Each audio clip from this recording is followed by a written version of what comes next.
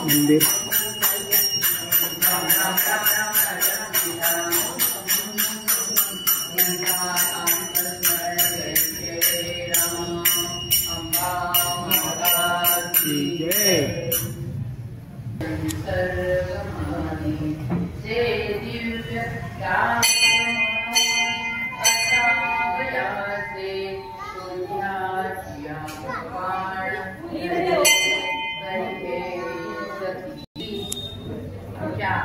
सावरकरांचं कुलदैवत पण भगवती अंबा होती आणि तिच्या समोर प्रतिज्ञा केली होती, जोपर्यंत मी आहे त्याच्या मरेपर्यंत तोपर्यंत मी माझ्या भारत मातेला स्वतंत्र केल्याशिवाय राहणार नाही.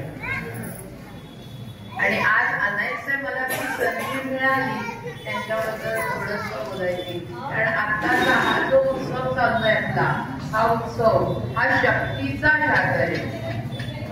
तरी जगदंबेचा असला तरी जगदंबा कोण आहे की एकदा मनात घेतलं की आणि म्हणून तिचा जागर आहे. अशा त्या स्त्री शक्तीचा जागर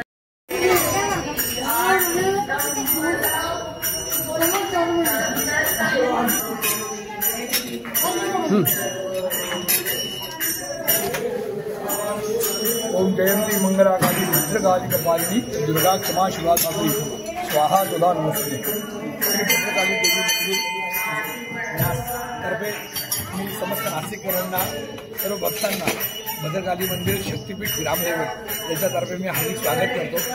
आज आपण ज्या मंदिरात आहोत हे नाशिकचे आद्य ग्रामदैवत श्री भद्रकाली देवी मंदिर आहे. सतीच्या ज्या आपल्याला आख्यायिका माहिती आहे की संपूर्ण भारतवर्षामध्ये 51 शक्तीपीठ आहेत.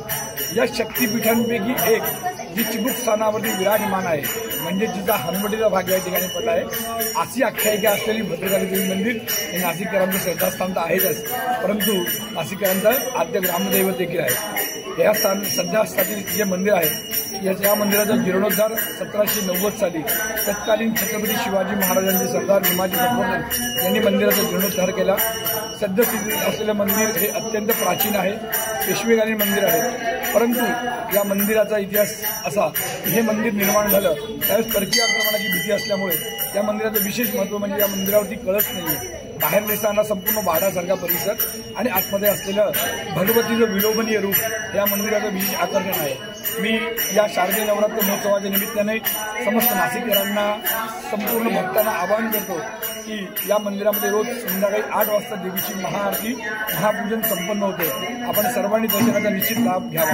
जय अंबे. नमस्कार मित्रांनो, आपल्याला एक विनंती देवस्थान समितीतर्फे की आपण सगळ्या मंदिरांमध्ये 7 वाजेची आरती केली. तुम्हाला शक्य जर झालं तर नक्कीच हा वेळ बदलावी अशी देवस्थान समितीमार्फत आपल्याला विनंती. आम्ही नक्की 100% या गोष्टीचा नक्कीच विचार करू आणि प्रयत्न देखील. धन्यवाद. जय श्री